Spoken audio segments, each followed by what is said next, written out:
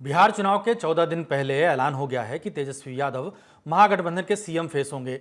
ऐलान कांग्रेस के सीनियर नेता और राजस्थान के सीएम रहे अशोक गहलोत ने किया। यानी अगर गठबंधन की सरकार बनती है तो तेजस्वी मुख्यमंत्री बनेंगे। आपको सुनाते हैं कि ऐलान के बाद तेजस्वी ने क्या कहा। कई बार ये सवाल उठाए जा रहे थे और हमसे ज़्यादा आप ही लोगों को ज़्यादा इंतज़ार था कि महागठबंधन का सीएम का चेहरा कौन होगा। जितना बेताब आप लोग थे उतना हम नहीं थे। जितना इंतज़ार आप लोगों को था उतना हम लोगों को नहीं था।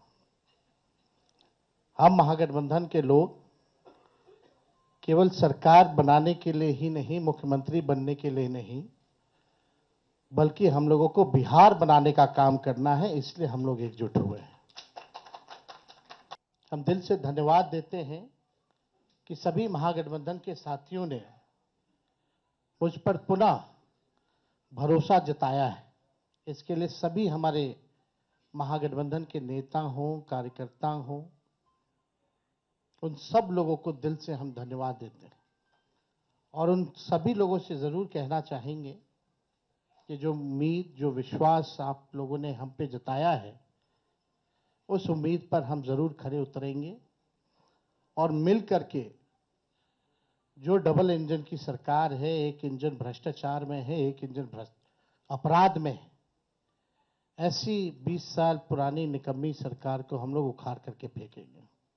सीएम फेस तय होने के बाद महागठबंधन से वही सवाल उछाला गया जिसकी उम्मीद की जा रही थी कि एनडीए का दूल्हा कौन होगा।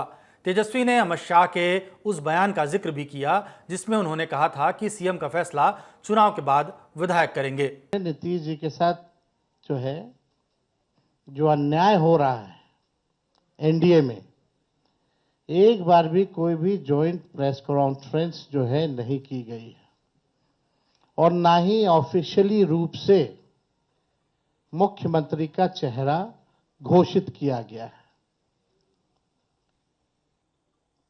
तो हम लोग तो शुरू दिन से ही कह रहे थे कि भाजपा के लोग नीतीश जी को दोबारा मुख्यमंत्री नहीं बनाएंगे और इस पे और किसी ने मुहर नहीं लगाया है, बल्कि अमित शाह जी ने एक बार नहीं कई बार इस बात को बोला है कि विधायक दल की जो संख्या होगी वो तय करेगा। लेकिन अमित शाह जी से हम जानना चाहेंगे, इस बार आप ये बात कह रहे हैं, पिछले बार तो ये बात नहीं थी। यह लगातार 20 साल से एनडीए की सरकार है, हमेशा से मुख्यमंत्री का चेहरा आप लोगों ने घोषित किया। आखिर क्या कारण है कि इस बार आप नीतीश कुमार जी का मुख्यमंत्री के चेहरे का नाम का घोषणा क्यों नहीं कर रहे? अब ये सवाल बड़ा खड़ा होता है। तो हम लोग तो जो कहते थे वही हो रहा है और आप देख लीजिए, जो भी जनता दल यूनाइटेड में जो नेता हैं, नीतीश जी के खराब सेहत का वो चेहरे का इस्तेमाल करके 3-4 नेता जो भाजपा के लिए ही काम कर रहे हैं, जो जनता दल यूनाइटेड को खत्म करने में लगे हैं, अब चुनाव के बाद जनता दल यूनाइटेड को भी ये लोग खत्म कर देंगे, दल नहीं रहेगा। यानी आप मान के चलिए कि नीतीश कुमार जी का ये आखिरी चुनाव है। ऐलान का असर तुरंत ही दिखने लगा। चुनाव और नतीजों से पहले खुद तेजस्वी सरकार और तेजस्वी की सरकार में ऐसा होगा वैसा होगा बताने लगे। यहां तक कह दिया कि तेजस्वी की परछाई भी गलत काम करेगी तो उसको भी छोड़ा नहीं जाएगा।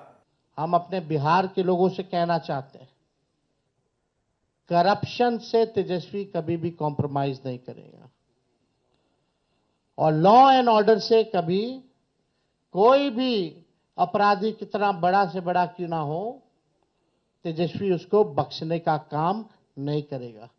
तेजस्वी की परछाई भी अगर गलत काम करेगी तो उसको भी तेजस्वी सजा दिलाने का काम करेगा। यह मेरा संकल्प है और एक नया बिहार हम लोग जो है बनाने का काम करेंगे।